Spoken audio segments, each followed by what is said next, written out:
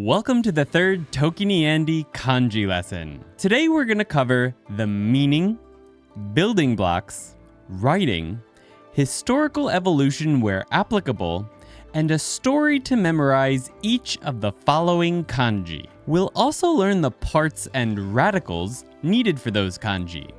Today, there's only one new part. Also, stick around to the end of the lesson where we'll be doing a quick quiz to help everything stick. So let's get into it. This incredibly simple character is not a kanji, but it is an official radical. It's known as a standing stick, or as I like to call it, a staff. I'll stop saying this soon, but official radicals don't have radicals because they're radicals. And staff is staff's only part. Since there's only one stroke, we go north to south in a single straight line. Our story to remember staff is a wizard or wise man's staff. Think Gandalf's white staff in the Two Towers and beyond, if you're into that kind of thing. Remember that it's a good idea to pause the video after each story and really try to imagine it, or to create a story of your own that will help you remember the kanji even better. Make sure the story contains the meaning and every single part in some way. Our first kanji for this week is our last number kanji for a bit. It means 10. The official radical for 10 is 10, which of course tells us that this kanji will show up in other kanji. Lots of other kanji, in fact. The parts in 10 are 1 and staff. There are 2 strokes in 10, which follow our west to east and north to south rule. We start with 1 and finish off north to south with staff. Historically, 10 appears to have been written using just staff. It then slowly morphed into a sort of cross until we got the shape we have today.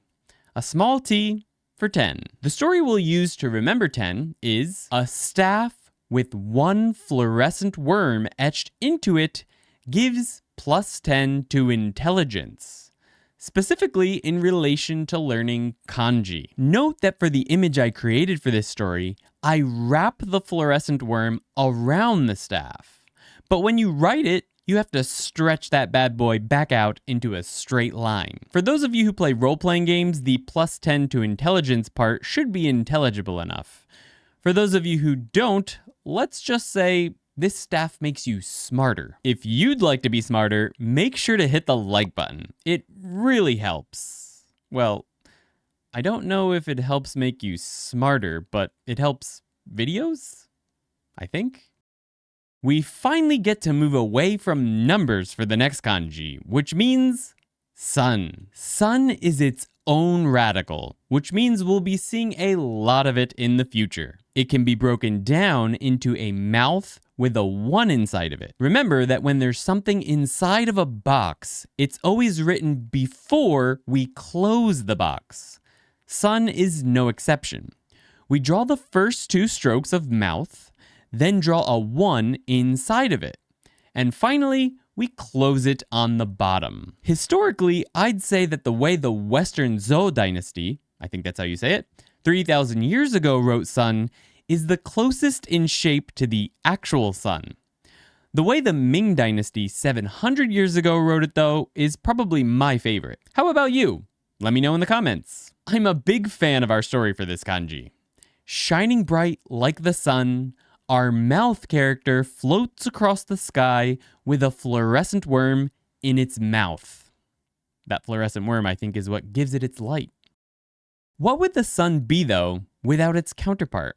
The moon. The official radical for moon is itself, moon. So we'll be seeing it in other kanji in the future. And though it is its only part, you can kind of imagine it like a sun with the curves popping out below it, representing a crescent moon. This idea is further supported by the fact that moon is written with the exact same stroke order as sun. We draw the left vertical line, north to west, first. Note how it curves to the left a bit. Then we draw the right side of the kanji, west to east, and down in a single stroke. But unlike sun, we curve this stroke back to the left and under. Then we write the line on the inside, which we then close within the box. Historically, the ancients drew things much more like a straight-up pictograph than modern Japanese does, but I think I prefer the current character. Also, this time the Western Zhou Dynasty character looks more like a banana than the moon to me. Get subscribed if you want more of my incredibly attentive observations. Our story for Moon is the sun character dresses in a nightgown flowing below it at night when it floats across the sky to lower its light and look like the moon. Wait, didn't we already learn this next one? Well, if you're super observant, you'll notice there's a little dot or drop on top of the sun, which changes the meaning of this kanji to white. Despite having a perfectly good sun right there in it, the official radical for white is itself, white. The first part, though, is not a dot. It's actually our friendly no character from lesson 2. And sun. There are 5 strokes in white. Dots or no's on top of characters are almost always written first, so we write that and then draw sun beneath it. Interestingly, white used to look like a huge bowl of rice or a cupcake, which I guess explains the meaning. This evolution might also be why sun is not considered the official radical. Our story for white is no appears pure white when he stands on the sun. Poor little guy. This next kanji builds on the last kanji, which built on the one before that. Anyway, this one means 100. Remember how I said 10 was our last number kanji for a bit? Well, we didn't even make it to the end of the video before the next one. Sorry. The official radical for 100 is white. I feel like the 1 in there would make more sense, but I don't make the rules. I just teach them. The parts of this kanji are 1 and white. If you'd like, you can break it down further into 1, no, and sun, but we'll follow the traditional breakdown for this one. There are 6 strokes in 100. We write 1 first, west-east, and then draw white beneath it, connecting the no part of white to the bottom of the 1.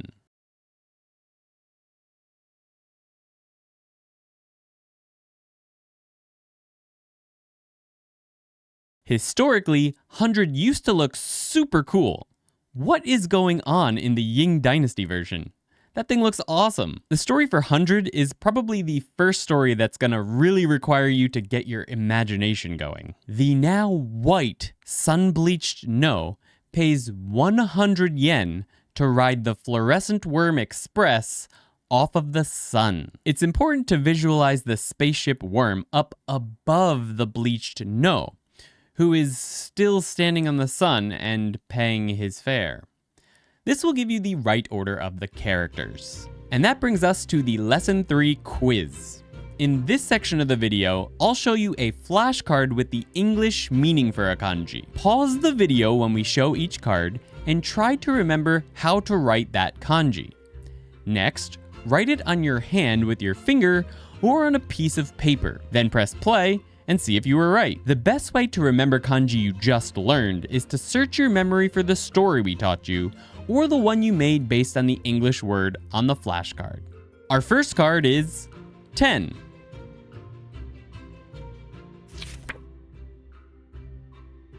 Next is sun.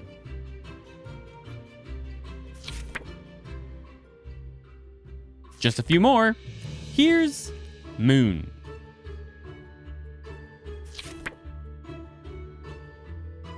And then there's white.